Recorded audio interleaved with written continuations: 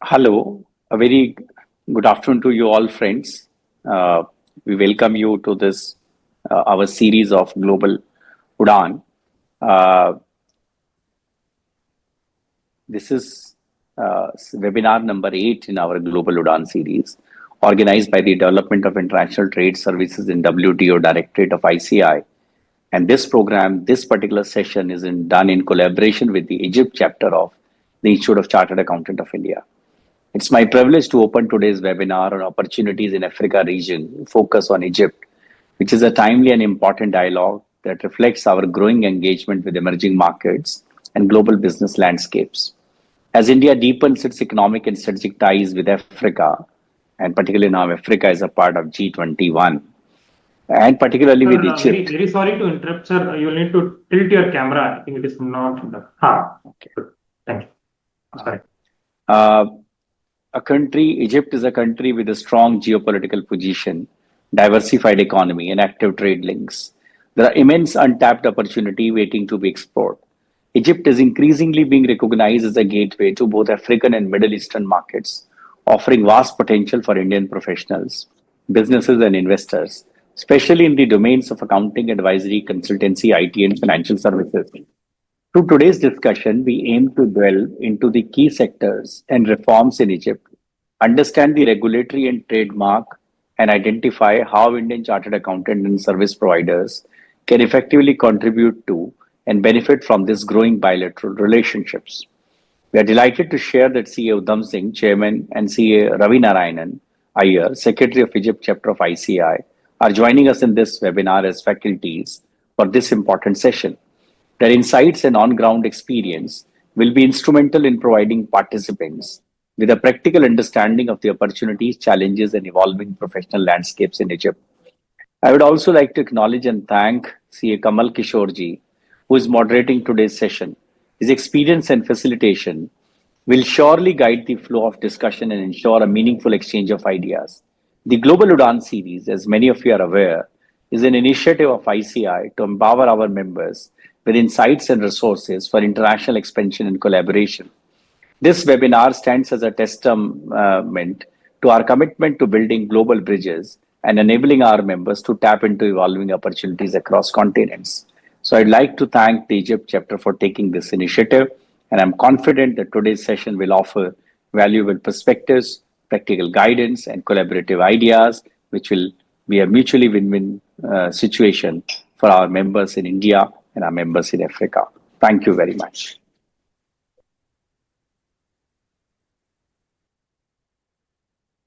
May I now invite the speaker for the day to start his deliberation.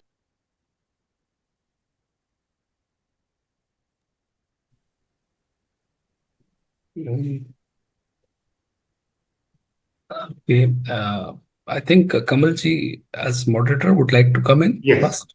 Yes, sir. I would. Thank you for this opportunity. So, hello everyone. Thank you for joining, and thank you, Sanjeev sir, for that setting up the context. So, let me introduce the speaker for the day. Sri Udham Singh ji is a seasoned chartered accountant with a distinguished career spanning more than 2 decades. He hails originally from Pali, Rajasthan, from India. He's been residing in Egypt for the past 25 years. Currently, he's serving as head of finance at Reddington in Egypt. He is also the founding chairman of the Cairo, Egypt chapter of the Institute of Chartered Accountants of India. In addition to his professional achievements, Udhamji is a renowned public speaker, frequently addressing topics relating to finance, trade, social issues, and technology. In the past, he has also served as the president of the Indian community in Egypt from 2009 to 2012. So he is very much rooted in the country of Egypt, not only as a member representing our institute, but also the broader Indian community. So who could have been more appropriate to share insights on this topic of the day? Without taking much time, I would request Sri Udham Singh ji to share his insights today. Over to you, sir. Thank you.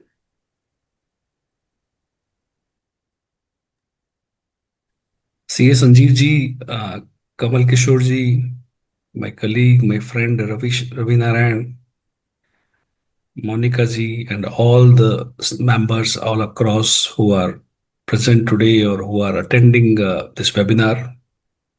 Namaskar. Good morning in Egypt, probably good noon in India. The series named as Udan.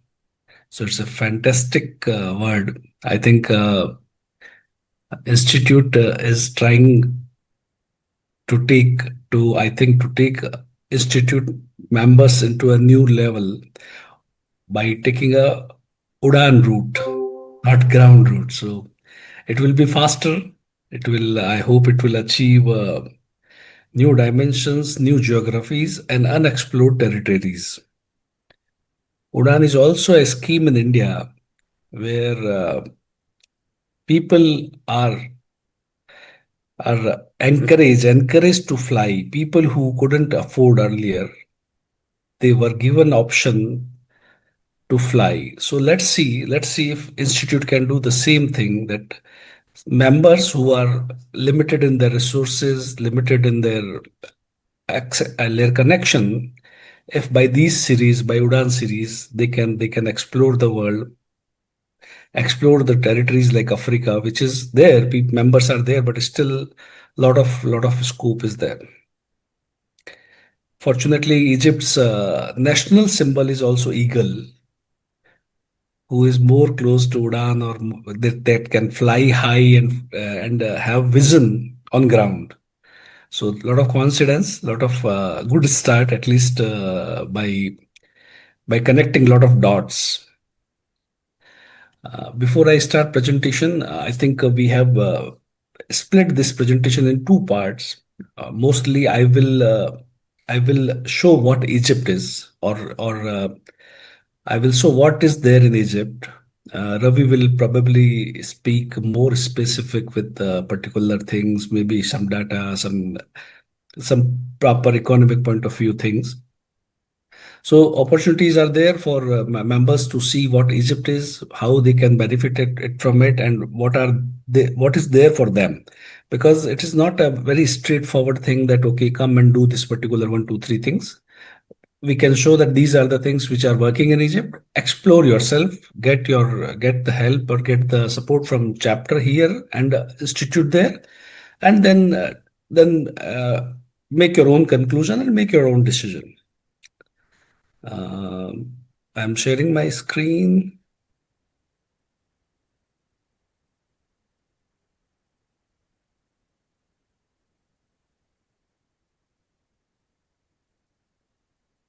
Kamalji, it is visible to you?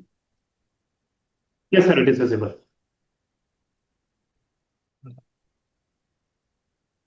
So Egypt, you can see from the screen, is popular for two, three things. Once we are there outside of Egypt, and people who are less aware of world, in particular this part of world, at least they know three things about Egypt.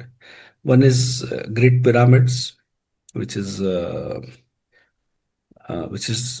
situated in, you can say, inside Cairo itself. It is Giza Pyramid, but it is a twin city like Thane and Mumbai.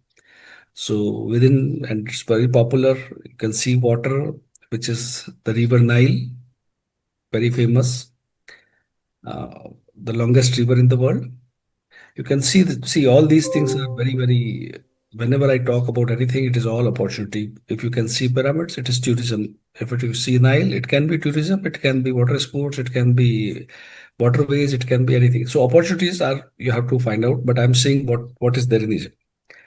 Also, the third thing which is very famous of Egypt is Suez Canal. So people, even if they don't know much of the things around the world, but still somewhere they are connected with all these particular three things: pyramids, Nile, and I will say Suez Canal. For ancient civilization, people claim it is the oldest civilization. There maybe some disagreement or agreement or some dispute among the historians, but still, it is no doubt it is very, very old civilization, and there are concrete proof of their civilization in terms of old buildings, old structure, and culture, and all these things. So It's one of the oldest civilization, same way we are oldest civilization also. So there is a good connection between Indus water civilization or Indus Valley civilization and Nile Valley civilization. Population is around 107 or 110 million, which is approximately 11 crore people. So you can see the size. These days, number of people means number of opportunity. Maybe in consumption point of view, maybe available available resources, all these things. And recently, there is a big drive for economic reforms, for FIIs, and all these things. So this is Egypt. I will start with first of all the geography, where it is located. So you can see we are here in India. One second, I'll just.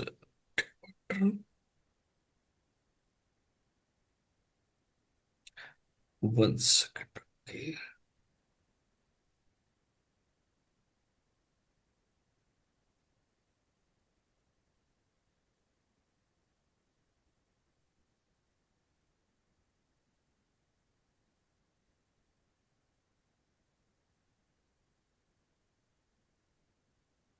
Yeah. Okay. So it is India here. You can see the screen. Yes. Screen is visible.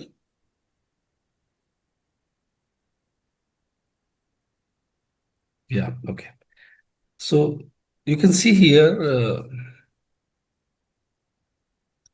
the geography of India. We are here, South Asia. Egypt is here. We need to cross the whole Middle East, come there. So geographically, Egypt is located in center of lot of big economies or lot of upcoming economies. From Morocco, Tunisia, Algeria, Libya, Egypt, Sudan. These are all northern African countries. And then you have the whole Europe, which is with distance, with its approachable distance, and Middle East. So it is situated at a very good place. Also, this is Red Sea, and this is here. Here under this star is Suez Canal, which connect Red Sea with Mediterranean Sea. And with that, all the shipment, all the sea route which goes back down Africa and cross here, they can shorten, and people are using this. This is very busy route. So it is in Asia, is Middle East and Africa. So everywhere it is present from geography point of view. Some part of Egypt, most part of Egypt is in Africa. A small Sinai part is in Asia. This line is important closer to Europe market. Europe is a big consumable market, so a lot of things pass through here, and it is very close, and there are treaties. Total area is around 1 million square kilometer. Mostly, almost it is land, and some 6,000 square kilometers is in sea. Also, geography wise, it is divided in 4 or 5 categories, and 30, I think mostly some almost 29 government. Nile Valley and Delta, Western Desert. Big part of Egypt is in desert. You can see the whole, this region is completely desert. Egypt is also mostly desert except Nile River. Wherever the Nile River goes, it is green. Rest of all are desert. So जहाँ फूल नहीं खिलते हैं वहाँ फूल खिलाने की opportunity हमेशा रहती है. There are bordering state, Gaza Strip, which is Palestine itself, Libya, and Sudan. These are the neighboring countries which are touching border. Sudan, Libya. Here it is Palestine, but you can see by road they can cover Saudi, or by sea also, very narrow sea. They can connect Yemen. Okay. So big size, big country, not a small one, structured properly. So see the population is 110 million, and among them also we see a lot of time that what is urban and rural divide. Mostly urban population is expected to spend more money, more consumable, and they have. It is believed that they have more access to infrastructure, to basic need, and all these things. For Egypt part, it is 43% or 45% population is urban population and living in big cities like Cairo, Alexandria, new administrative capital, and even the semi-urban population is also more in size than rural population. The good market in terms of market. Fertility rate is 2.41, means population is at growth trajectory. At least it will grow. The fertility rate is coming down because of a lot of efforts and because of family planning and all these things, which is a good sign because ultimately more population is difficult for resources point of view and all these things. But still, at least a couple of decades, it will be in growth trajectory and the numbers will be very high. So for all the people who are looking into education, looking into providing for youth-oriented economy, there is a good scope. Good resources are available. So that way. Uh, Almost fertility rate is 2.5, growth rate is 1.34%, which is very, very good in terms of rising numbers. The government and planning ministry will not be happy with this statistics, but they will be happy that fertility rate is coming down from 3.5% to 2.1%. Egypt's economic growth is around last whole decade, so it is around 3%, 4%, in between 3%, 4%. But there are always challenges in economic development because of big factor. One big factor is that a big dependency on import. So a lot of issues arises whenever there is a shortage of foreign currency. So there are some dips many times in economy, but right now it is around four. It is between 4 to 4.5%. This is EBRD, World Bank, IMF projection.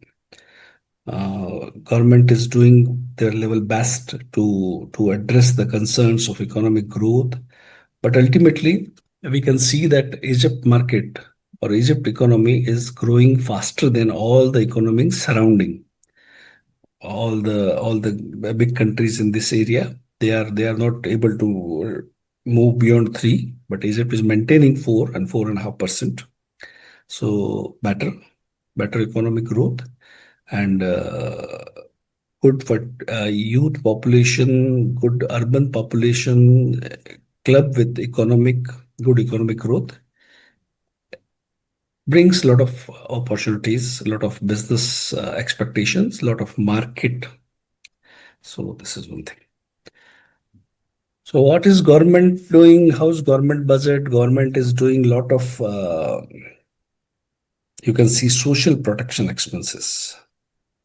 So a big amount of government subsidy is being spent on food items, spent on food subsidy, I will say energy subsidy, including gas, including petrol, including electricity.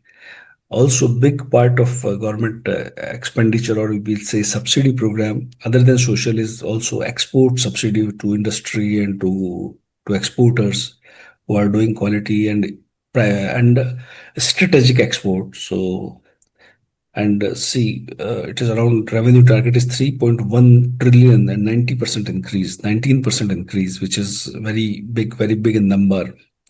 So size of government is increasing, money capacity, spending capacity is increasing, and also important is that government is moving toward digitalization of the governance, particularly finance ministry, but no other ministry is running behind. Even health ministry, all the ministries are going digital, and the whole country is transforming in digital. Uh, Public sector wages is around minimum wages is 7,000 EGP. Rate of EGP or dollar is average 50 pound. But $1 is equal to 50 pound, which in Indian terms I can say one EGP, one Egyptian pound is equal to around 1.6, 1.7 rupees. So 7,000 into 1.5, it's 10,000 rupees, 10,000, 11,000 rupees is minimum wage. So plenty of resources with very reasonable, very affordable labor cost. This is an opportunity for labor intensive labor-intensive industries, particularly textile, cement, steel, where the people's role is important. Still, automation is not that great. So this is one thing here we can focus on. Kamalji,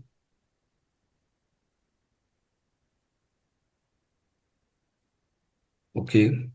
Export growth is good, 24% growth year on year from February 25. Mainly export is ready-made garments, petroleum product, and processed food. These are the three things which is the biggest exporter. Egypt is the biggest exporter in terms of biggest revenue sharing for Egypt. Import is dipped because a lot of emphasis on manufacturing sector here. A lot of and also there were a lot of restrictions in import for last couple of years because of currency situation, but those have been now removed.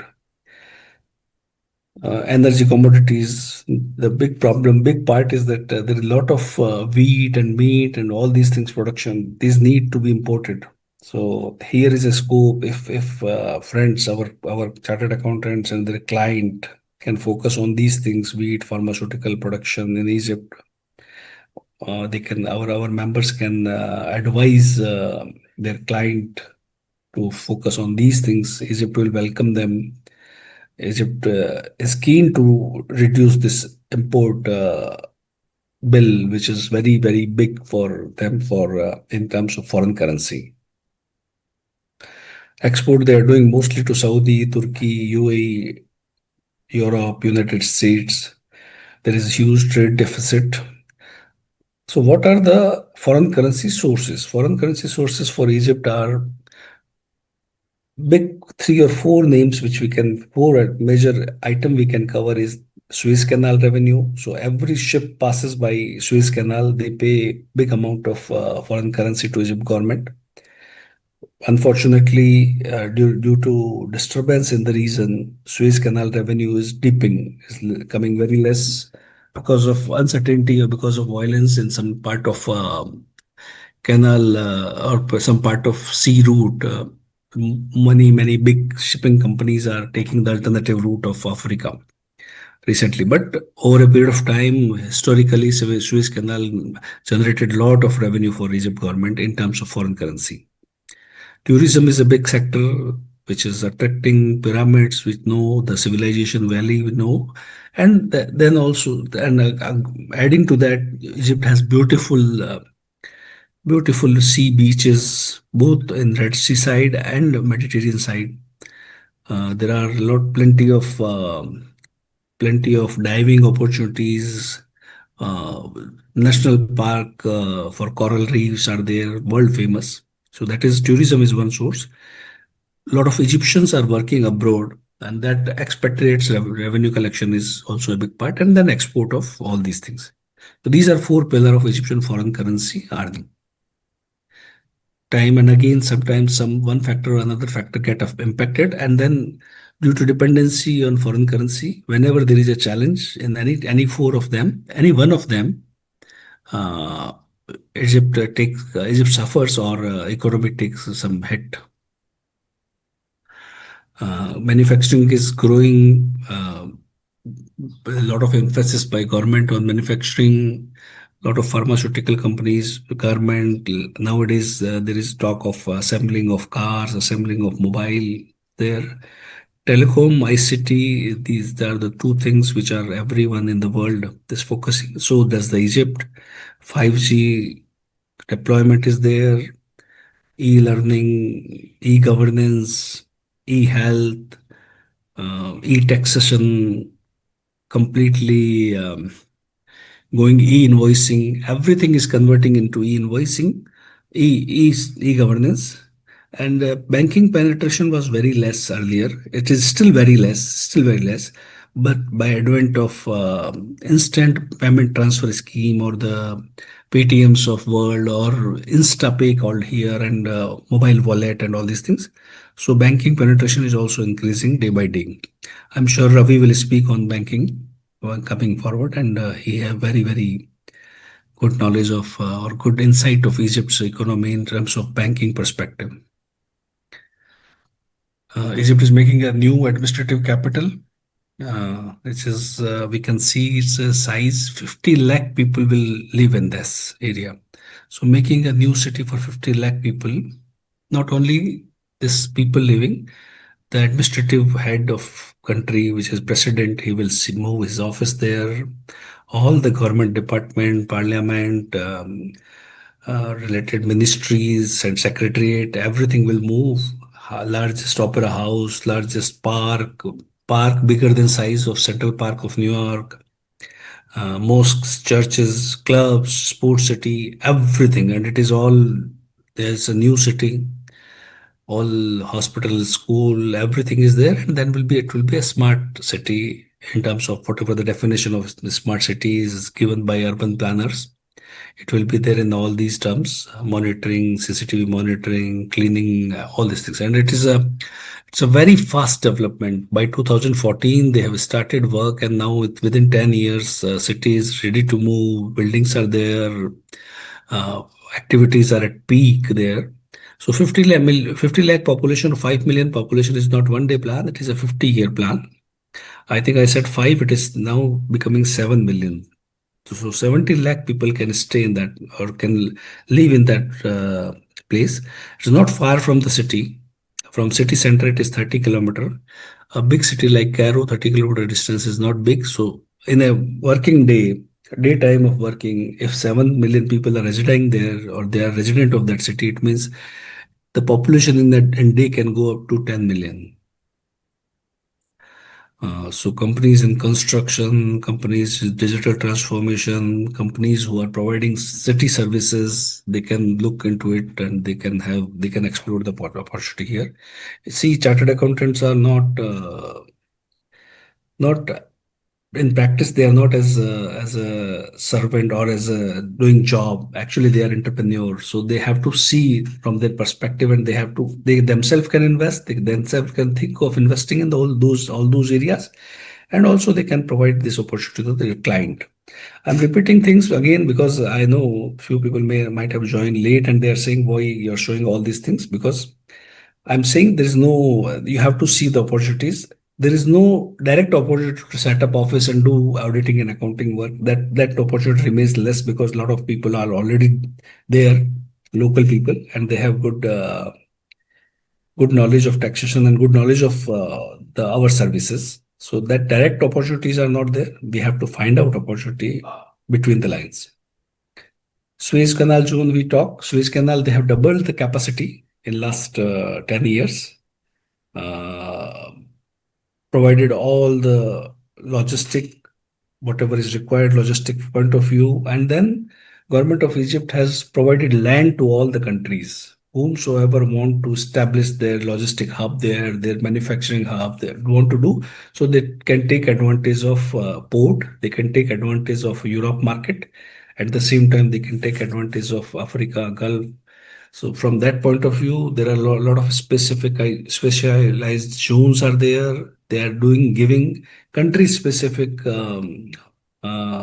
industrial park. Like China has established one industrial park in their name. The Egypt government is ready to provide India also, and a lot of Gulf group are investing heavily in this area, from manufacturing to logistic to services to shipping to, and a lot of recent incentive in terms of tax breaks, in terms of fast clearing of goods, in terms of providing infrastructure connectivity. So this is one area which is Egypt is focusing a lot. They are making 4 new ports, and 461 square kilometer zone is available. So big opportunity for Indian industrial houses to buy land, to start manufacturing here. The labor is available at reasonable price. Infrastructure and government support is there. Tax incentives are there, and many countries are taking benefit of it. One port is itself is can handle 10 million container annually. So after that, they are going to introduce 3 or 4 more ports with full facility, which is a port.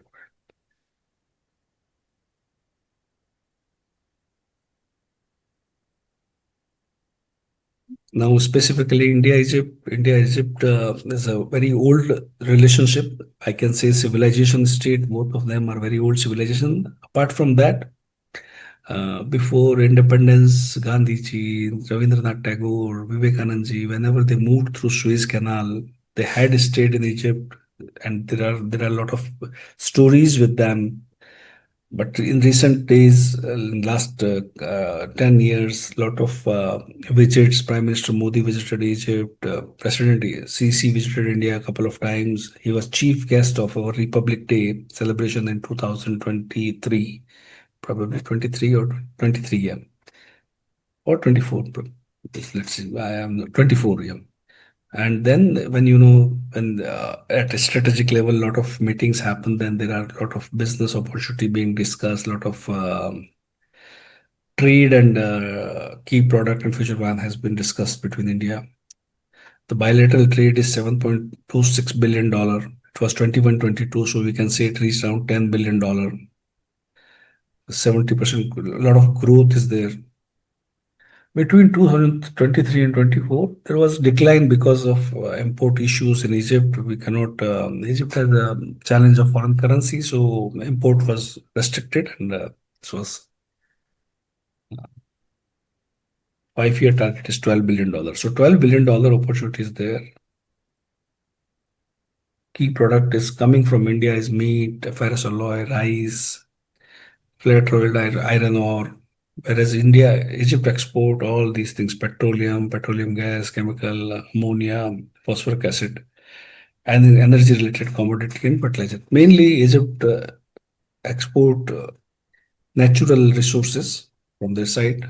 India also, and you can see also apart from these things, a lot of textile related things also being imported from India. Market is good. Business trade can go up to many level. We are missing here IT industry. Our IT industry is key. We are providing a lot of services, but may not be covered under the export. A lot of multinational companies are also providing resources from India, or our companies are doing projects here. Infosys, Satyam, and Wipro had their data center here. Their service center here are now where we can focus is renewable energy. You can see in my background there is pyramids, big pyramid in my background, and then you can see that pyramid is shining with the sunlight. Plenty of sunlight available all across Egypt. So if in renewable energy, hydrogen power, companies like a lot of at least 2 or 3 new project I am seeing that India is involved in that, and they are taking it into Egypt. Suez Canal Economic Zone, we have discussed it well at a big length. Digital payment, which we said, okay, India is not there in IT, but it can, our instant digital payment can help in company. And as agriculture market also, when we discuss about agriculture, we talk about it. So cooperation, cyber security, IT, we have around 450 companies. 50 companies are involved operating, and big size of companies are involved. And TCI Sanmar is one good example, which is 1.5 billion, which places India in fourth or fifth biggest investor in Egypt by one big investment. Also, high level visits, lot of ministerial visits, lot of defense minister, defense delegations are there. And I think one area where India and Egypt are very keen to develop is defense manufacturing together, or defense product export and technology export. We had joint military exercise also with India and Egypt.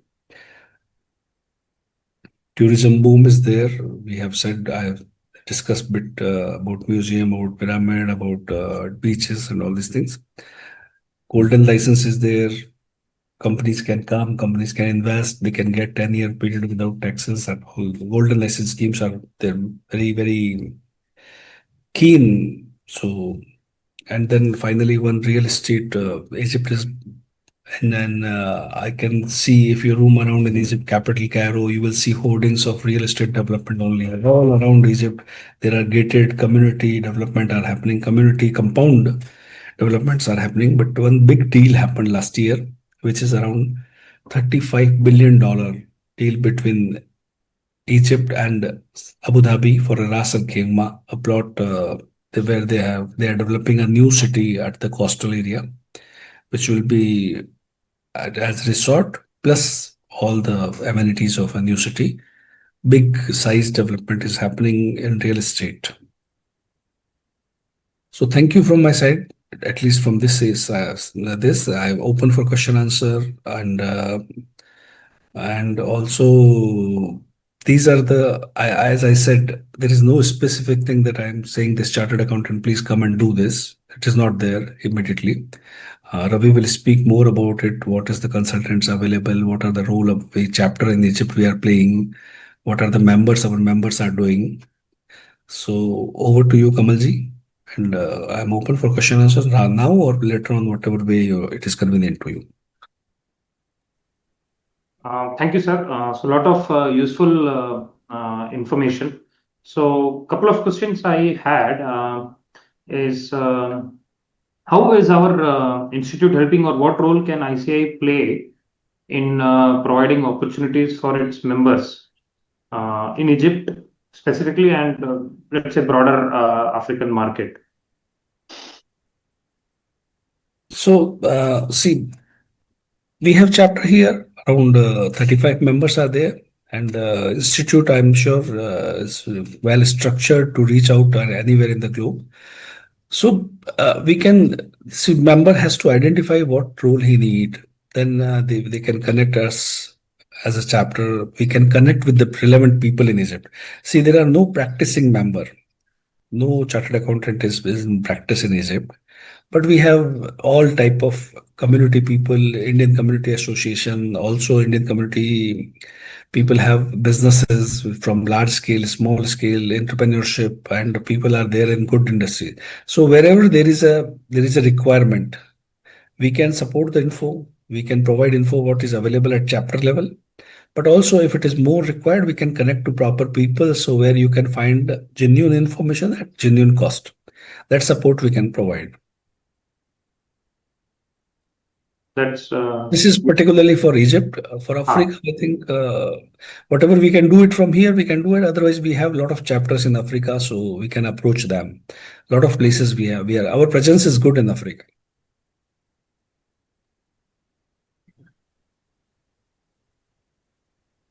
So what advice would you give to young CAs, okay, who are looking to explore opportunities, especially in Egypt, because the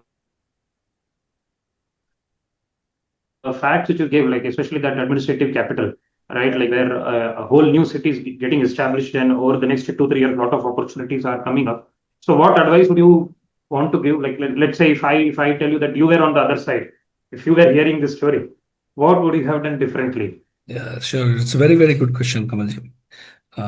Young members who are listening, who don't have pressure of earning in 2-3 years, who have, see, time has changes. Mostly, I think now the new generation is coming who don't have pressure to immediately earn some money. They can spend some time, they can explore a lot of things. A lot of opportunities are there, but you have to spend time and come here. Be entrepreneur, not necessarily that entrepreneur in the sense that you start a business, but entrepreneur in terms of your practice. There are a lot of when you show economic activities, advisors are needed. Come study a subject, get some detail, and then I'm sure a lot new people are coming, new businesses are coming. The experts who can advise, who can reply with data, with specific queries that the previous question was that how IC chapter can help. You become the helper, and then any fees is reasonable when there are specific leads. So become lead for industry, lead for entrepreneur, and you have good. But if you are seeing from a very traditional accounting and audit perspective, it is not much options are not there. You can provide quality audit and quality internal audit, but that also will need a lot of other things. But you provide investment opportunities, provide them link of new avenues, new banking system, connect with banking, connect with taxation, make a connection. Opportunities are there, but it will take you a lot of time to establish it. This is my advice to young people. Good. Thank you so much. So one last question from my side. this point, given that I am from training industry, so do we have good training opportunities? Because I'm sure there are a lot of experienced chartered accountants, let's say 15, 20 years, who can become trainers or who are already trainers. So are there any opportunities for that in Cairo or Egypt specifically? Yeah. It is there. A lot of I think Egypt has many MNCs, many corporate bodies who continuously emphasize on their training of their people. Banks, I see, particularly Ravi will not mind, but I see banking people whenever I contact, sir, I'm in training today, call me tomorrow. So it keep happening. It's evolving world, so people has to be on. Training on updated site. So yes, trainings are there. Still, again, the connect issue is there.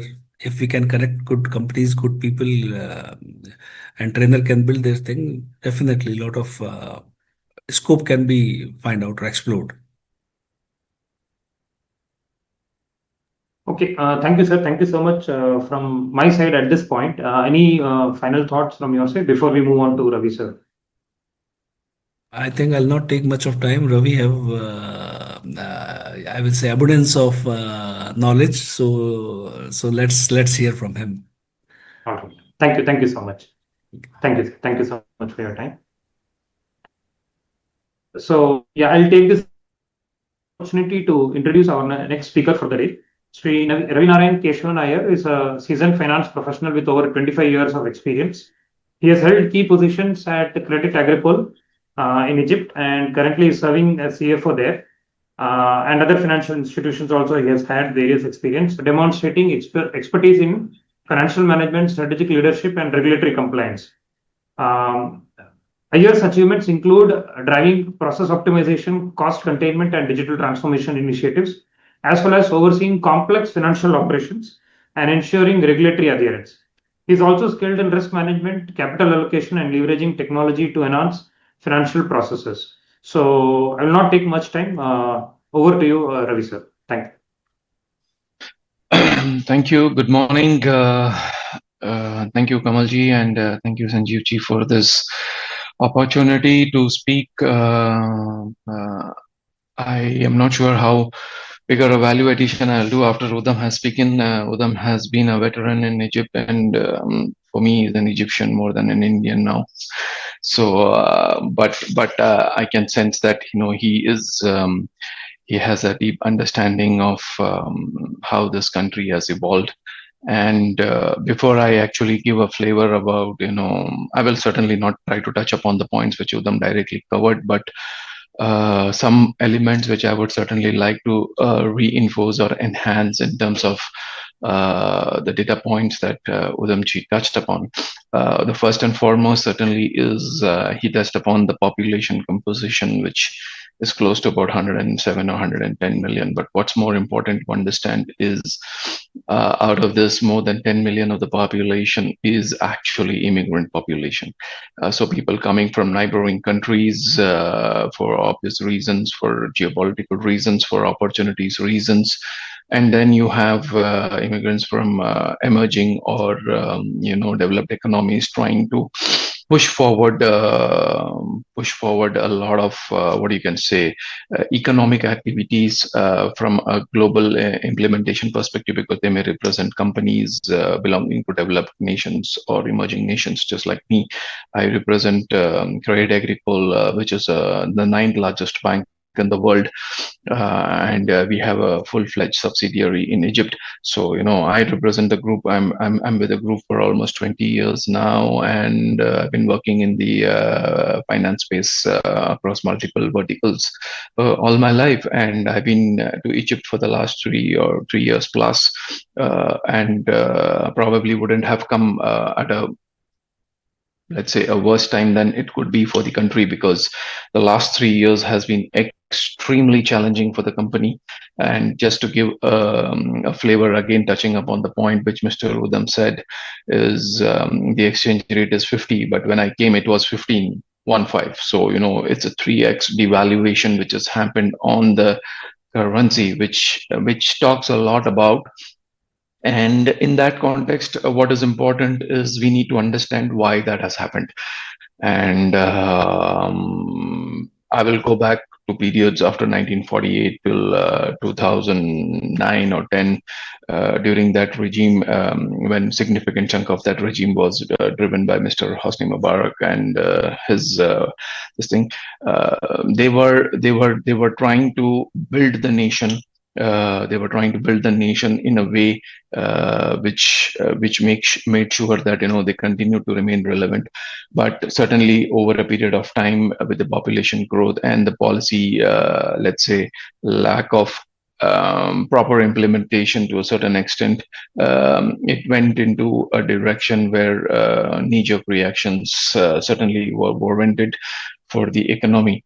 Having said that, Egypt is called the Al Dunya, which is the mother of civilization. So it's got great richness in terms of civilization history, and in terms of I would say the knowledge of the people. Egyptians are fairly intelligent. That's the good part of it. So you're working with intellectuals. They know how to maneuver and how to do things in that context. But what has happened out over the previous so many years is that slowly and steadily Egypt has been losing its edge, and on multiple facets, whether it is economic or whether it is let's say political clout. And just to give a flavor of that, Egypt, at one upon a time, it was richer than all the GCC countries, or respected than the GCC countries.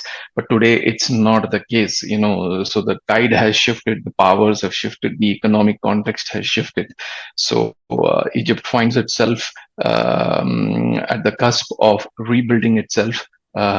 Which is very, very important, and that is very, very important to understand in that context, that how the transition has happened for the country. Though I have just spent about 3 or 4 years in the country now, but I can realize where it is going and how it was and where it came to, and now how it is trying to move ahead. So the positive part of it is the establishment is certainly wanting to change the story, wanting to change the direction in which it wants to go, and that is the I would say the key element in terms of opportunities that one can see.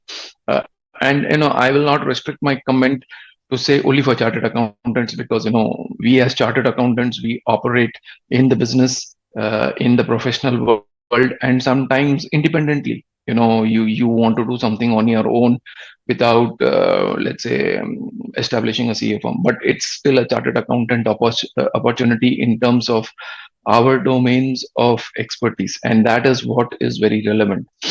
Again, another point which Udam Bhai touched upon was about the economy. In terms of the economic size, the GDP of the country is close to, if I speak in dollar terms, it's close to about 385-70 billion dollars is what the economic size is. But what is more important to understand in this number is around 75% plus is consumption driven, which means the manufacturing and the other base is very less, and this is a trigger point.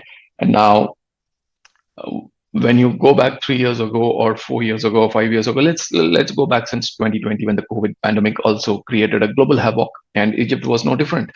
So the thing is, when you are a consumption driven economy with another layer of big risk, which is you are importing your basic needs of food as a significant chunk of your business or bilateral relation.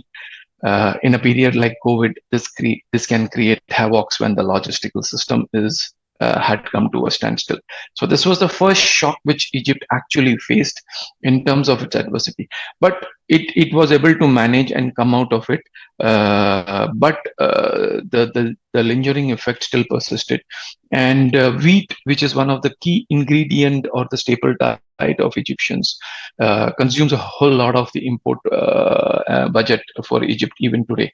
And ironically, Russia and Ukraine are the biggest providers of wheat to Egypt. So when the war started in 2022, it even exacerbated the problems for them. This, along with the continued geopolitical conflicts which you see on the Sinai region, down south, Sudan, Libya, all these economies are fairly unstable, which put a lot of pressure on Egypt in terms of restricting its ability to fund its balance of payment position, which means what happened is Egypt as a country has, I would say, three critical sources or providers of foreign currency. One third of the foreign currency flow is roughly around close to, if I would say, around 50 to 60 billion dollars a year, of which one third has to come from Suez Canal, one third has to come from tourism, and one third has to come from remittances from Egyptians working abroad. So, if any of these channels shakes, it creates a big dent, and that is one of the key reasons you see that during the last 3 years or so, when the export-import corridor was extremely curtailed, especially on the import side, the currency had to undergo a series of devaluation over a period of time, and that devaluation, because of the consumption-oriented economy driven through imported items, it actually, I would say, pushed the inflation levers to a point where Egypt has nearly kissed hyperinflation, and we were close to triggering hyperinflation accounting as early as the last quarter of December 2024. But fortunately, because so even for all official purposes or to go on records, under the US GAAP, Egypt is hyperinflation. But under the IFRS, Egypt is not under hyperinflation because, just to go on the technical flavor of it, for the US GAAP, there is only one criteria, that your inflation has to be more than 100% in the last 3 years.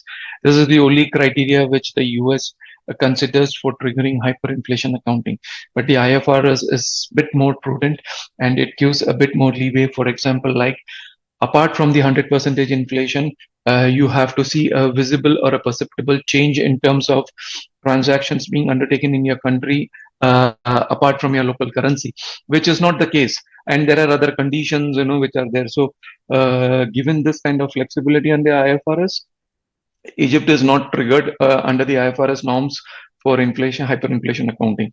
So only for the US GAAP accounting, I don't know, some of my colleagues would be there, and if they have some presence in Egypt, this would have been, they would have been done the accounting under inflation, hyperinflation. So, these are some of the risks to which the country is exposed. So when you see from that perspective, what is the establishment trying to do to come out of the situation? And here lies the good part, here lies the opportunity, and here lies the positive things.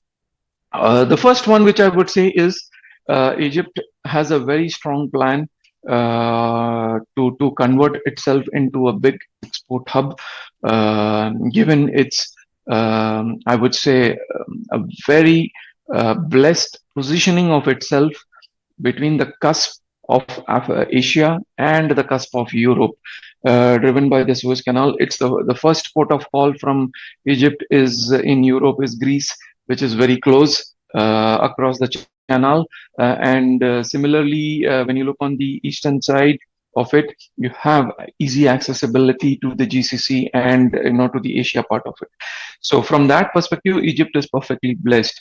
So Egypt is actually inviting and encouraging a lot of investors to come and establish their operations in the Suez Canal zone, and also at the same time trying to build up new cities where it can encourage a lot of investment. So that's the first part. So if I have to see or explain in terms of who are actively encouraging investments, I think the leader stands very clearly China. China is pumping in a whole lot of money or committing in a whole lot of money to Egypt, because and I, from a very Egyptian economic viewpoint, this makes more sense, because today what Egypt lacks is manufacturing prowess. And who better to establish that than China, which is a globally manufacturing behemoth. So, they are bringing in the right kind of technologies, right kind of commitments. And from China's own perspective, they are trying to circumvent the global tariff concerns, which is coming from different nations to them. They are trying to diversify and establish a base and create a good export hub through Egypt. So it's a win-win situation for Egypt in that context. And India is also committing. There are companies which are committing itself quite nicely. We recently saw TVS establishing a partnership to assemble two-wheelers, which is slowly and steadily becoming a craze for the Egyptians in a nice manner. So India is trying to establish something in that count. They are already quite good in manufacturing. Udam spoke about software services sectors. So in that context, Egypt has got a lot of potential to see an uptick in its manufacturing capabilities, which in turn will probably lessen its reliance on imports for manufactured goods, again positively impacting its balance of payments. So when you see from that context, this is a very good thing. And then, as Udam spoke about, Egypt is to solve its near-term problem has kind of undertaken some quick win, but big deals surrounding real estate developments along the coastal zones. We spoke about the Ras Al Khaimah deal, which is about 35 billion. But what Udam didn't mention is the fact that this, what has been done for 35 billion is just the sale of the land. The development of that land into a high-end city is going to bring in almost about $150 billion of investments in the long run. It's not overnight, but it's going to be in the next 5 to 7 or 8 years of time when these investments will start coming in and kicking in.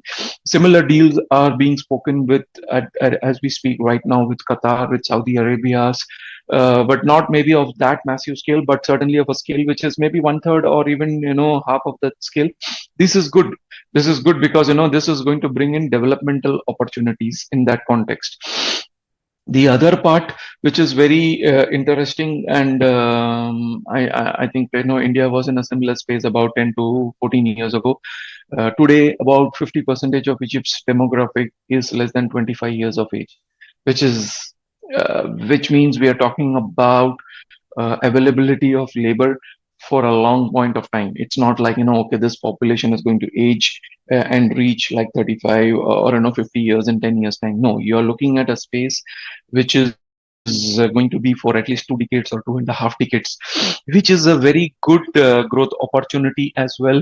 So you can capitalize on the labor opportunities, which can be brought to the table in terms of how you can capitalize your dreams by supplementing this kind of labor availability.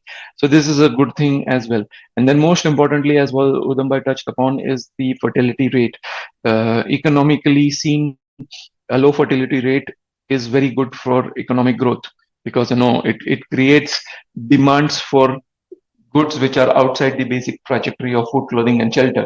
Because the lower the population, the better the demand for sophisticated goods. So this creates opportunities for developing industries in different spaces as well. So again, that is a very good thing, which is there as an availability in terms of opportunity exploration. And that is why when I say, I'm not only speaking from a professional or a chartered accountant professional perspective, but from a chartered accountant business mindset as well. So we can capitalize on those kind of levers, which is very, very important. But coming back, what is really challenging for Egypt today? Like, even through these difficult times, I think the trade deficit or the fiscal deficit is close to about 7% of the GDP. And the issue is, or the key thing is, Udam Bhai showed a pyramid where they said the primary budget is surplus.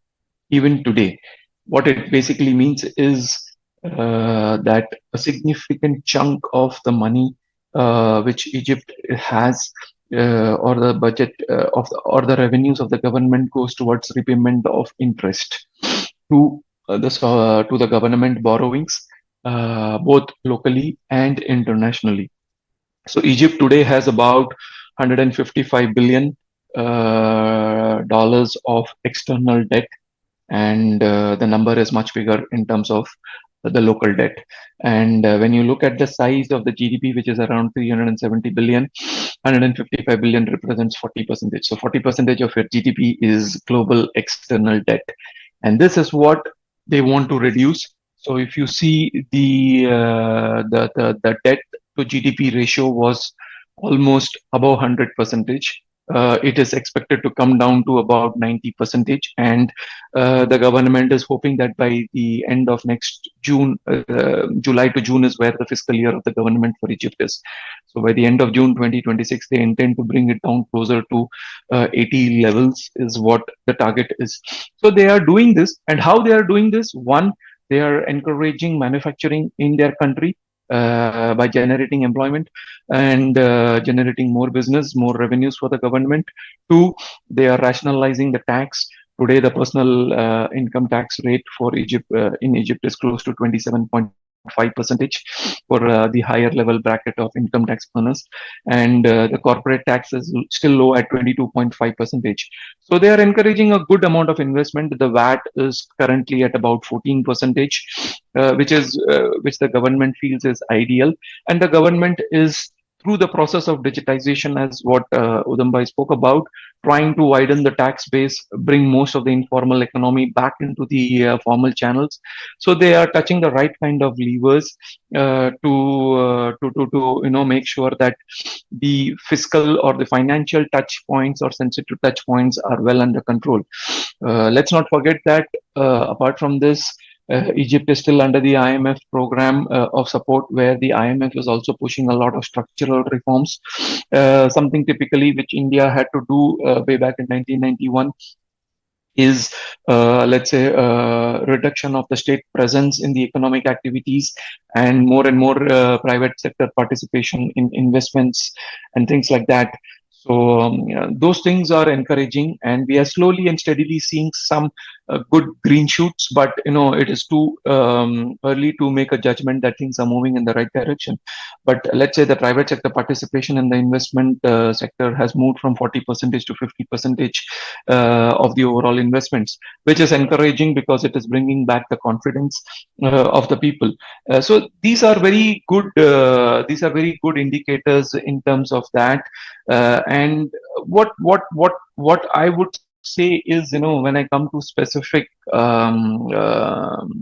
advice or guidance to chartered accountants, I would say that work for Egypt, not necessarily from Egypt. This is what you have to keep in mind. And why I say that is, one of the close partners for Egypt is the GCC countries.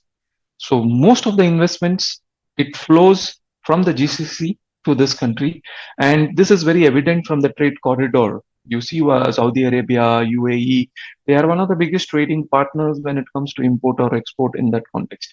So, and apart from that, Qatar and Kuwait are also trying to up the business quite nicely. So I think, if you have good inroads, or if you have an established framework in the GCC, capitalize on it to capitalize on Egyptian opportunities. And obviously, as what Udam said, the path is very difficult when it comes to establishing, let's say, as a professional chartered accountancy firm in Egypt. No, I wouldn't say you have to do it in that way. You would probably be better off by creating a consultancy firm rather than a firm which does advisory services or account. I think for that, it has to be a similar process where you do a tie-up. But again, my recommendation would be to work on niche areas where we have the skills to execute that. And I'll share a few examples which I personally do by capitalizing on firms operating in India, undertaking activities even in my own entity, like the COSO framework, compliance. These are some of the niche areas which people from India can really, what I can say, bring value to the table. We have worked with them. Similarly, let's say from an IFRS 9, ECL computation perspective, a lot of support or a lot of let's say model review, model upgrade, model support. Those kind of activities can be done from firms who are operating in the GCC but are Indians running that show and doing the services for this country. So you work for Egypt, not there is not necessarily to come and establish yourself in Egypt, but you find the opportunities in a different manner. But there is a whole lot of opportunities which are available on this space from a services sector. Insurance is still in the nascent stage. As a culture, it is still not there.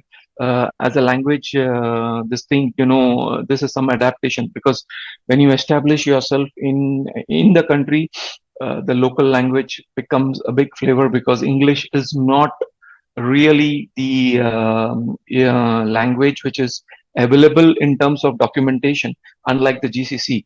So this is the advantage. So when you work from the GCC towards Egypt, you will get the benefit of hassle of not going into the local flavor. Today, most of the documents in Egypt is in Arabic, so you need a translation.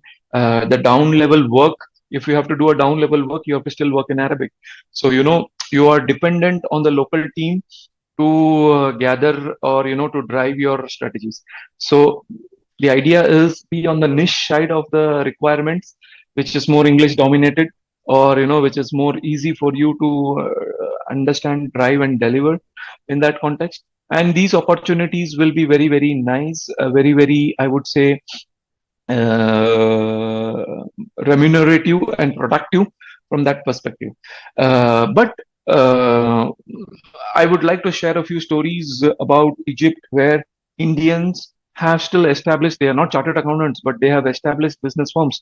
There are a whole lot of entrepreneurs in Egypt who are running factories, textile factories, end-to-end sophistication, full mechanization, delivering exclusively to Europe and US. So entrepreneurs are also welcome, and it is very remunerative for them. There are people who have set investment advisory and management firms with more than 100,000 customers inside Egypt, working with big asset management companies established in the countries.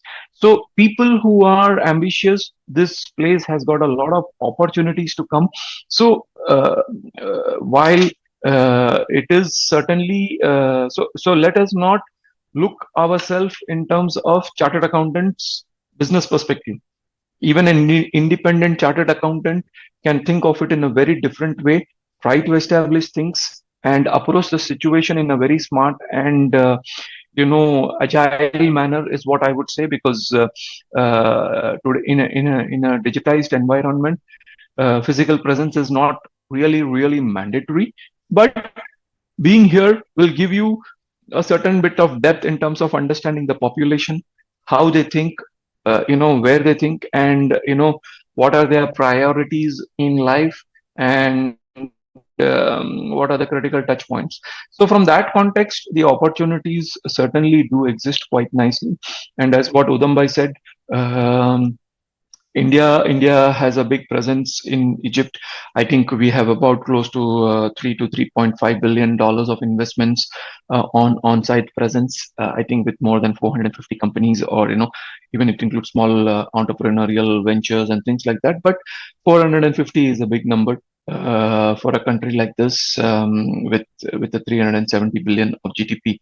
So I think we are quite nicely there, but we can be better there, is what I certainly believe. And a lot of service oriented opportunities do exist, like software companies. Software is another big area where Egypt is doing great inroads. And just to highlight this or emphasize on this particular point, Egypt is trade deficit, but service sector is positive in terms of import and exports. So Egypt is exporting quite nicely on the software side, which is a very good thing. So service sector related opportunities are quite nice. Companies like Capgemini, I mean, though it is French based, but I know a lot of Indians who work in these organizations, and they talk big about potential of this country. So Indian software companies who are thinking about, who are thinking big or trying to expand and capitalize on the low cost of labor, this is another opportunity which they can see. Fintech guys. India is master in fintech development and things like that. Egypt is on the cusp of a big fintech revolution. It is already happening. So fintech based partnerships and fintech based technology driven associations can be a good opportunity for chartered accountants who are operating in that space. So, or digital audits, cyber security audits.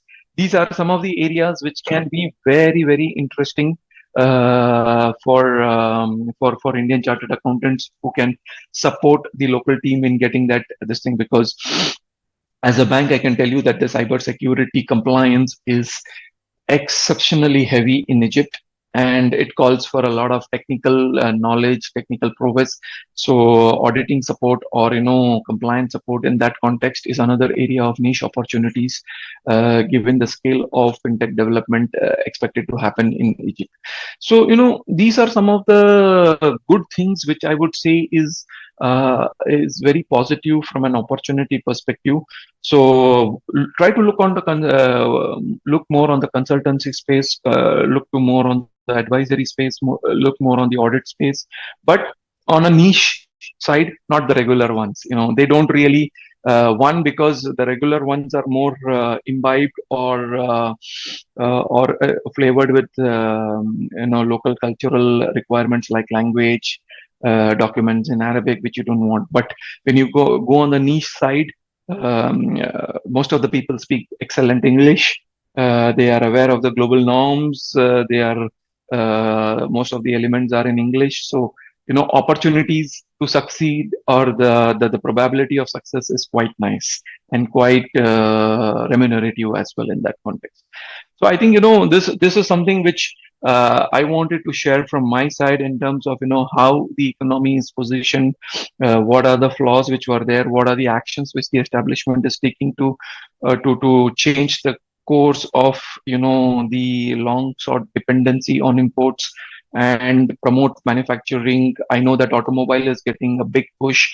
I know software services is getting a big push. Fintech regulations is getting a big push. Manufacturing in dedicated zones is getting a big push. So all these things is certainly going to contribute to the development of Egypt if because why I say if is because Egypt has been prone to policy stagnation due to establishment concerns. So this is very important that this is consistently and pushed forward in the right direction with the right kind of participation, because some of the benefits which Egypt enjoyed some time back is now disappearing.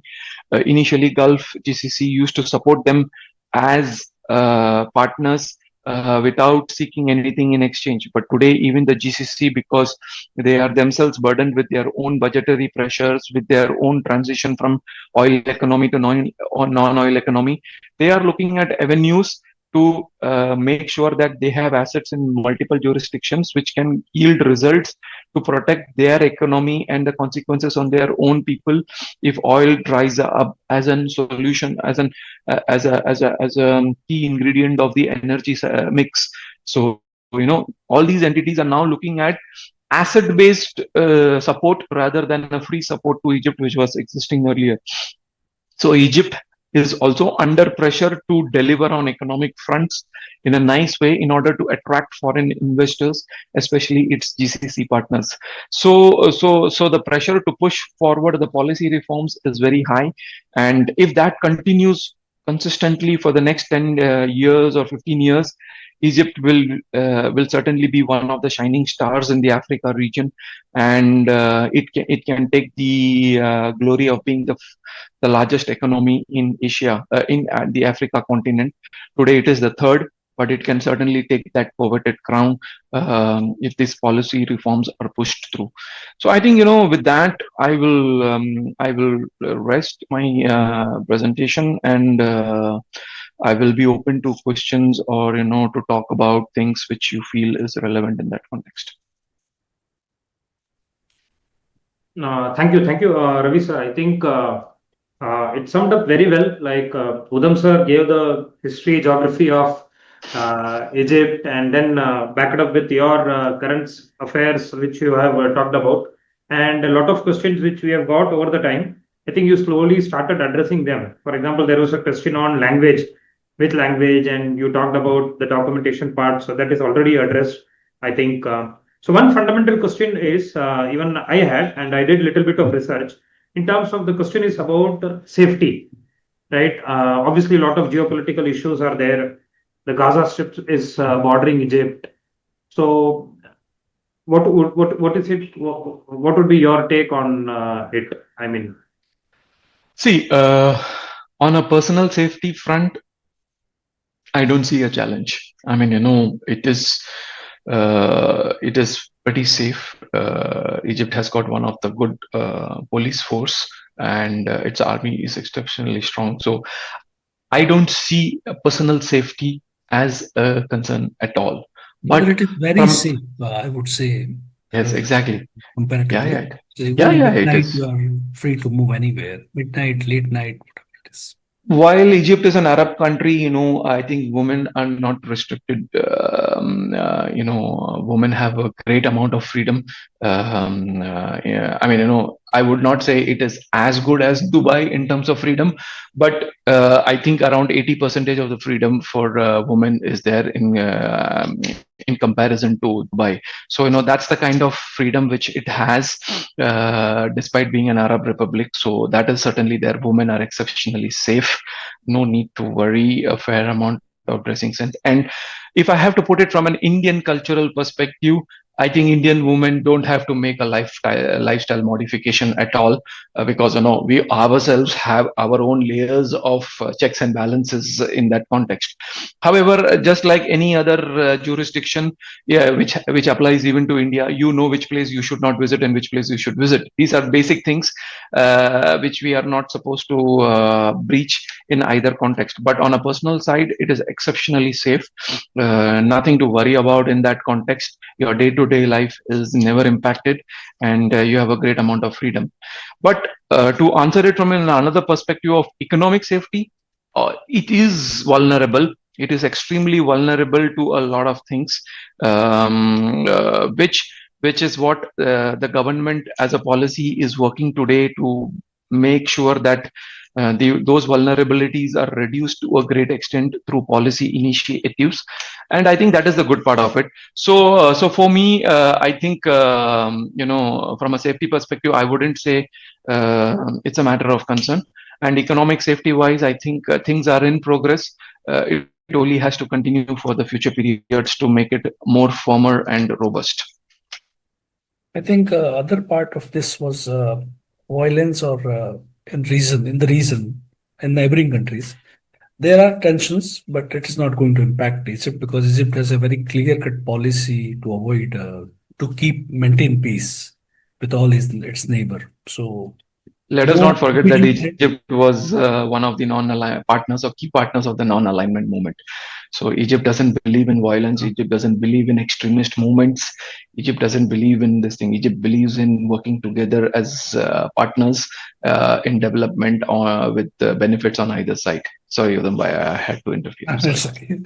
Okay. So that way also, Egypt is particularly away from violence. Tensions will be there all around. There are tensions, but mostly it is peaceful. thank you, sir, both of you, for that, giving a broader perspective of how things are working. So, a couple of questions I had, more specifically from economic perspective. How good are the financial markets, like overall broader markets, say be debt markets or stock markets? Good question. I think I missed to actually touch upon this point when I was speaking, and I had to, but I kind of skipped my attention. But it is thank you for bringing it to the limelight. As I was talking about the history, I think even today, 60 to 70% of the establishments in Egypt are government owned. Okay, or establishment owned is what I would say. And a direct consequence of that is, while Egypt has a stock exchange, which it wants to promote, the liquidity and the depthness is very less. I think the overall size of the market is less than $400 million. I mean, in terms of the volumes are not very great. It is very thin. But because of the IMF and the establishment push to, let's say, reduce their exposure on sovereign or on state-owned enterprises and push more and more private participation and encourage private investments, the scenario is changing slowly and steadily, and a lot of the state ownership reduction is basically being undertaken in 2 or 3 methods. One of them is certainly outright sale of the entities to private investors. The second one is a partnership mode where they are entering into public-private partnerships to take forward, and the third one is through a slow and steady dilution of the state ownership stakes through the stock exchange by pushing the exposure to a sovereign wealth fund and then getting it listed on the stock exchange and doing a slow dilution, just like how some of our Navaratnas in India is being diluted in terms of investments.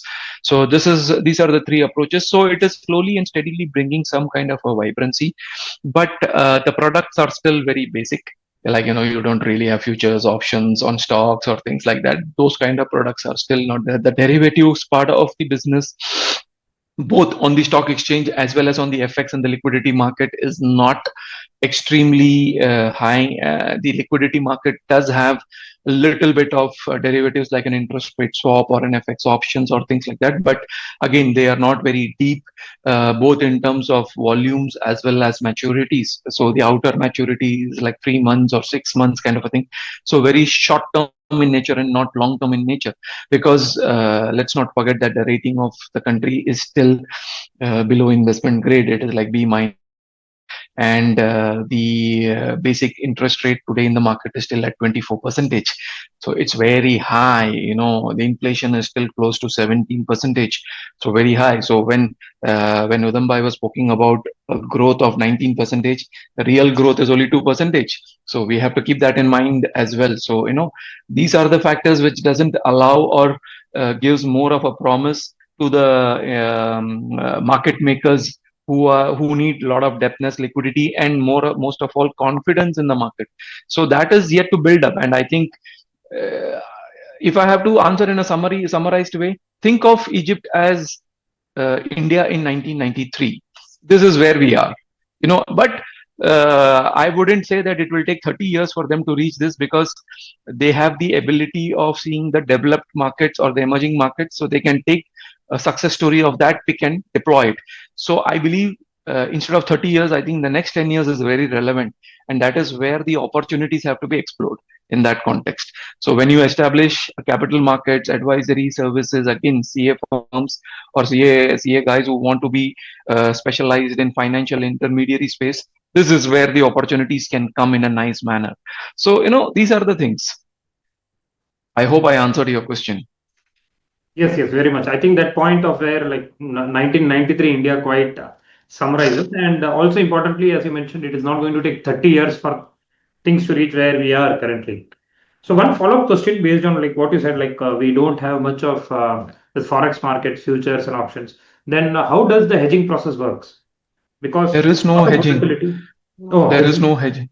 No, hedging is available. Sorry for no. trade. When I say there is no hedging, means again it is not long term. But this is where the intelligence of the Egyptian people come into play. They are like Indians, are heavy players in gold, so they hedge themselves in gold. They are heavy players in the real estate market. That is why you will see that consistently Egypt has got a good real estate market boom continuously ongoing, because this is where the value is protected. This is for the common man. When it comes to corporates, they can hedge themselves in sovereign bills and bonds, things like that. Also, hedging option is available these days. With few banks have started. CBE has given approval to all of them, both in terms of export and import. If your liability, I agree. That is what I said, Huzambhai, that this is available only for a period of 3 months or 6 months. But imagine you are doing open. If you have a document, exactly. But imagine, sorry, go ahead. I'll talk after you finish. Sorry. Either you are expected some foreign currency involved, or if you have a exposure, you can hedge your liability. So that Exactly. option is there in terms Mhm. of doing business. But for general But public, yeah, not. yeah, but when imagine if you are doing an capex project with let's say 500 million of dollars taken from somebody else, you don't have that kind of a debtness in the market to hedge it for 5 years. It is only a That's few true. banks in the market are able to do it. So your what I can say is your current account hedging is available, which Yes. because they are normally in the cycle of 3 months to 6 months. You can do that. That's not a Maximum problem. You have 120 days. Yes, 120 days. exactly. So you can do FX swaps, FX forwards, FX options, things like that. This is not a problem. But you want to do a long term, like, for example, a company like Reliance going into the market raising $2 billion and wanting to do an IRS to hedge it for 20 years. This is not available. This is not the market because there are no players who would want to commit themselves because of the riskiness of the Egypt name. Even today, the government in Egypt, what it does is it issues foreign currency bonds, or what they call as euro bonds, in the international markets. The average interest rate on that product is close to 8% on dollar terms, which is very high. You look at Indian rupee today, after the rate cut of 50 basis points, it is much lower. So the Indian GSEC bond itself is at 6.8. But the Indian market is matured in terms of long-term hedging, long-term deployment, and kinds of products. Like you have FRAs, you have structured products, you have quants.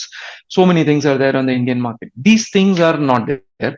What Egypt certainly operates today is, and that is why, at the cost of repetition, we have vanilla products without depthness in liquidity, volumes, as well as maturity. So this is something which has to grow, and it will grow over a period of time as a matter of context. So hedging is available, but on a short scale.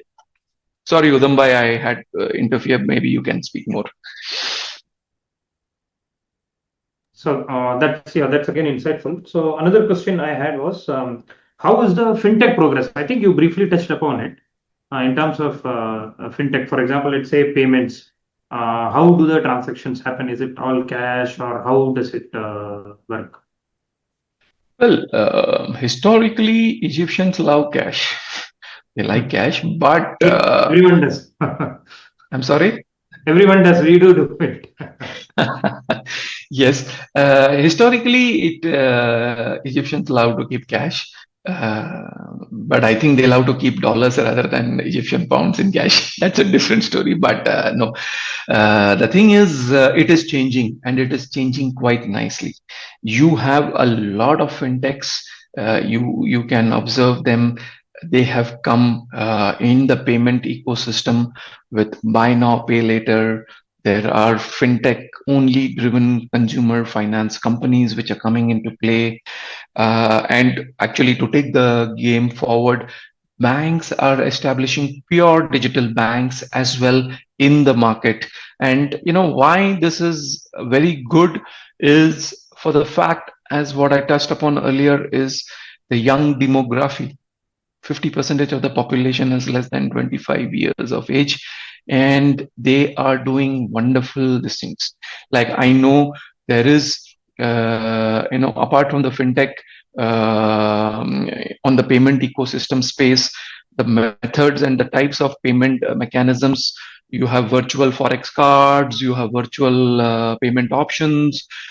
Egypt is now looking at tap and pay. Slowly it is going to come on the palm. So the technology, you just show your palm, you make the payment, you move ahead, your retina scan. So that is why, again, you will not see that they will take 30 years to bridge the gap. They are going to leapfrog very nicely. So I think the payment, fintech regulations and the fintech growth has been phenomenal, very nice, very promising. I know a few Indian consultancy firms who are operating from Gulf. They work very closely with a lot of fintechs in Egypt. Apart from that, a lot of I know another startup firm which is driven purely by Indians in Egypt who are running a startup purely digital in scale towards logistical support to tier 2 cities in the country. So a lot of options, a lot of growth, and a lot of promise in that space. Slowly and steadily, what the the establishment motto is less cash society rather than cash less society, given their penchant for cash. So they are trying to push it in that direction as a first intermediary step from full cash to less cash and then maybe no cash or cashless. So this is the establishment motto in which they are moving currently in that context. But certainly opportunities are brilliant and very promising. I don't know, Udamba, you want to add something? I think being very less penetrated in banking, they have introduced one card, Visa card, something like that, which that you can buy a card and you can deposit cash and then you can use for payment without even having a bank account. Just to make a practice more involve more people and then they can migrate to bank account. But things are, as already said, there are plenty of opportunities and a lot of people are coming in and fintech is being talked, even for vendor financing, even for supplier financing, even for partner financing, or I may say customer financing in terms of trade also. Options are available. Yes, I think that is a very valid point from Udam Singh, that this is a very interesting area of opportunity. And let's not forget that most of these startups or the fintechs, they have a strong backing. Most of them have a good backing from the GCC.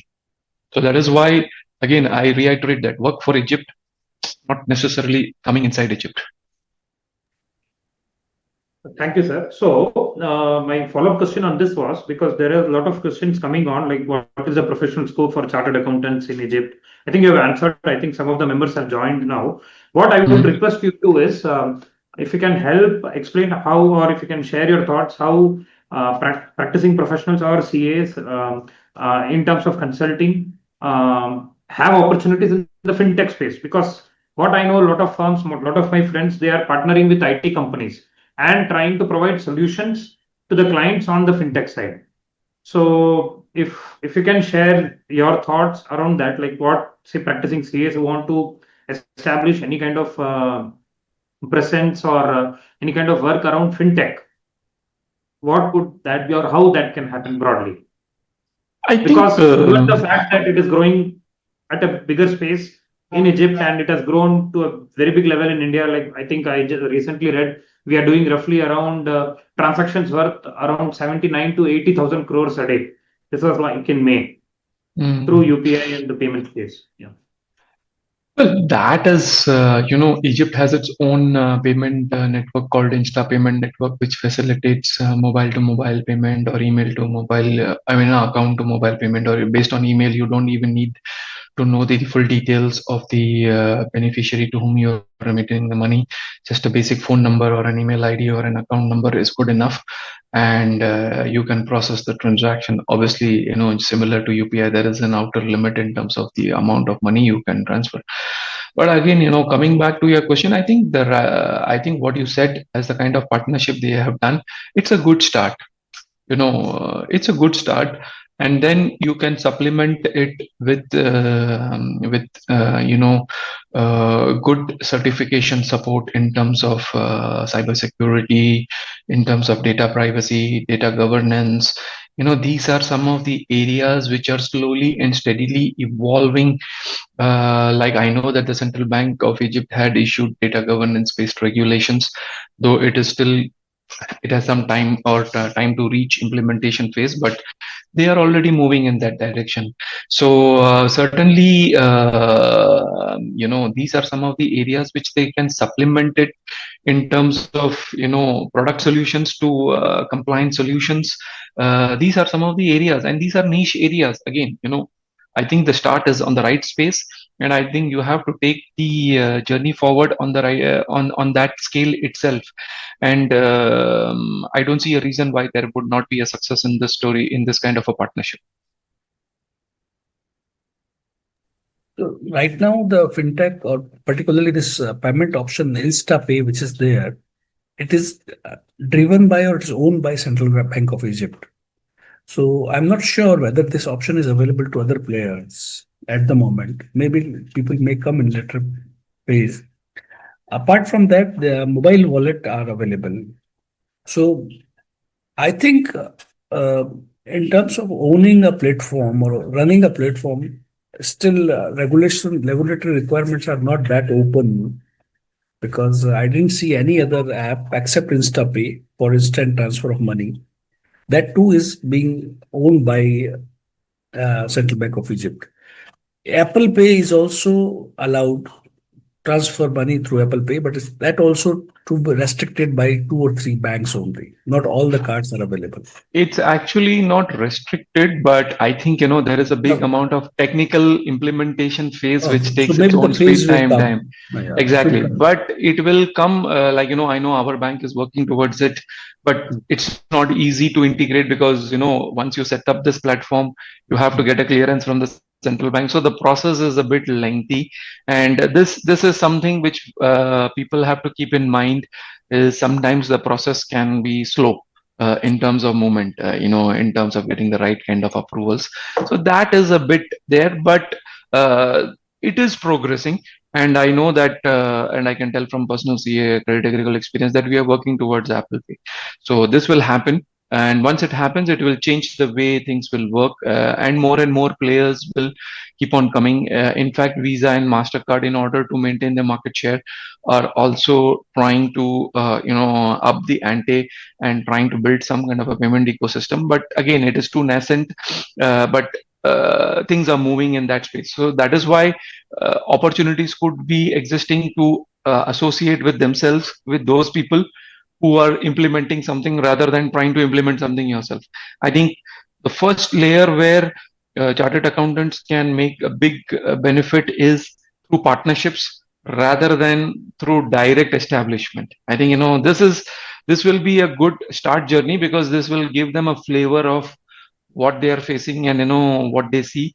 And once they are comfortable themselves with the understanding of the market, the what I can say, the cultural nuances of how people think and what they think, they can think of establishing something for themselves, obviously in line with, because you cannot establish a firm by yourself. You have to enter into a partnership with a local firm, just like how it happens in India. But you can think of having a physical presence in the country in that context. Also, just in that continuation, I wanted to point out that regulatory framework or a regulation by central bank is quite, authoritative, or I will say that a lot of focus is there. So that will be a challenge.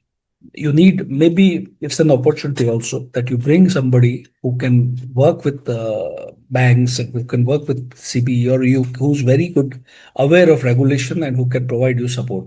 So if somebody is looking for that role, it is there is opportunity. Even I will say there are platform to pay taxes and all government dues. So this is online platform. There is a company called eFinance. But when they came up with a platform that you can go directly to bank's portal and pay your dues, so it was available only to 2 particular banks initially. Then maybe after a year or so, it can come to another banks also. But so what I'm saying is that it is not that smooth or that flow that once it is available for all or something like that. So there is whenever there is a regulation, I feel chartered accountants are happy that oh, there is a regulation, then there is expert requirement. So we are the expert. So it's an Yeah, opportunity. That's a challenge. absolutely. I think, Udam bhai, you are spot on, because uh, from a financial or a chartered accountancy scope perspective, it is okay. But Egypt is, because of the economic conditions it has been through since the last 5 to 8 years or 10 years or so, it has actually seen a lot of brain drain on from its local population to greener pastures, which means the technical knowledge. When I say technical, means real IT and those kind of skills. These resources are extremely scarce in Egypt. So while you may have the capital, you may have the infrastructure, but implementing them is a challenge. So I mean, it's not very easy. One, because when you go into the implementation phase, you need to have a regular interaction with the regulator, which means the local language comes in as a flavor, because most of the regulators, they don't speak at that level of collaboration, they don't speak English. It's only at the senior level, like, governor, deputy governor, sub governor levels, they speak good English and things like that. So, you are dependent on the local talent, which is scarce, and their consistency throughout the project is very difficult. So, it could take a bit of a more than normal lead time to go ahead and take the benefits of some immediate developments, which sometimes most of the public sector banks, because of the deep pockets and those kind of things, can push it quickly, whereas other banks who are prudent on capex and things like that may take their own sweet times in terms of prioritization. Because again, while there are 38 banks which are operating in Egypt, not all of them have the same kind of strategy to operate. And I think the foreign banks are very less. If I exclude the GCC banks, I think you can count by the number of fingers. It's like 3 or 4 of them. That's about it. So the space, the business model, the business strategies are also a bit different about what you want to do and how you want to do it in that context. Before, I think, Kamalji, one more area of expertise, I think maybe the question may have been there or not. One thing which we saw it, as Ravi said, he came, which rate was 15 and the dollar rate went up to 50. Or when I came, it was 3.5 and now it is 50. So, but in very short span of time, dollar depreciate, then get stable for 5-6 years, and then it happened in last 2 decades. So if any one of our member or a company who is very good in management of forex exposure, they can come in and they can provide their services to a lot of traders, a lot of manufacturers, particularly people who are doing export. They have the options. They are not much of worried. But those who are net importer, or they are dependent on import, or they are the one who have liability in terms of salary and all these things in foreign currency, if anybody have expertise, there is a plenty of scope for them to stabilize and reduce the exposure or exposure-free business. That scope can be explored. I think that's a direct opportunity you're giving to the members. Yeah. Yes, that's Good. So I think there are not many questions. Yeah, so I think it was really wonderful. Initially, Udham sir took us through the map, and I was also doing a little bit of research yesterday evening. So I saw there was, when I looked at the map, there was desert, then there was green pastures, and then Nile River. So one was like fully yellow color, and then one was fully green color, and then you have the Nile River. So I think today when you explained, I did understand like what it was. So actually, to understand the depthness of that map, what is important to understand is only 7.6% of the land is habitable today. So there's 1110 million people are living on 7.6% of the habitable land. Rest all is unoccupied. So and you are absolutely right in your observation. It is the Nile journey. So you will see settlements across the Nile, because to my knowledge, in my last 3 years, Egypt has rains 2 days in a year. That's about it. I don't think I have seen rains more than 2 days. So the Nile is the lifeline, which means the forest which is there down Congo and the Sahara and the forests below. They are the biggest, let's say, harbinger of the rainwater which flows through the Nile and makes Egypt livable. So this is very, very important to understand. That's the biggest risk. That if the Nile disappears, I think everything disappears. that's it. So thank you. Before we conclude, I think we missed your introduction, Kamalji. So sorry, come again, sir. Your introduction. Maybe I didn't get, or nobody introduced. So please tell us something in brief about you. So I am based from Chennai, but born and brought up in Chennai. Basically from Rajasthan. Roots are from Rajasthan, and I worked in a few banks here for about 7-8 years. Then I got into training, finance training. Mainly, I'm into training for financial modeling and CFA courses, Okay. and providing placement services here in Chennai for about 15 years. Yeah. Okay, thank you, Kamalji, and I think thank you all the team. We are open for any more information required. Our details are there on CA portal. Chapter detail is there also. So members are welcome, and Yes, over to you. yes. Yeah. Yeah. So Thank you very much for this opportunity. Thank you.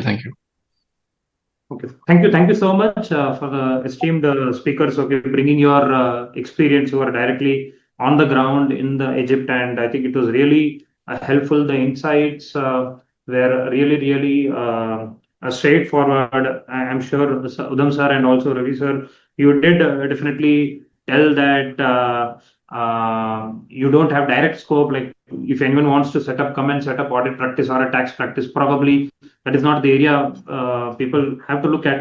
They should look at niche areas, and towards the end, I'm sure one direct opportunity was there where Udamji said that if anyone has an expertise in this area, please connect. We need those people in terms of hedging. So that was wonderful, and I think it did give us a good insight about how the economy is, right, and clearly explaining in simple language that okay, we are in 1993 India, 1994 India. So obviously a lot of opportunities there, and coupled with the technology, definitely that opportunity space lightens up, okay, for people looking forward. So really thankful for that, and would like to thank the WTO Directorate of ICI, which is bringing all these webinars for the members under the Global Udan scheme. So anyone, any members who are, I think we have around 400 members live in this session at a point. So yes, if anyone has any feedback or any queries or any suggestions or help required, so we have a chapter in Egypt, and the contact details are there in the flyers. So you guys can write and you can get in touch. So thank you everyone for joining. Yeah. Thank you so much. Thank you very much. It was a pleasure. Thank you, Udam bhai, for organizing this. Thank you. Thank you all. Thank you. Yeah. Yes, we are good. See you. Thank Bye. you.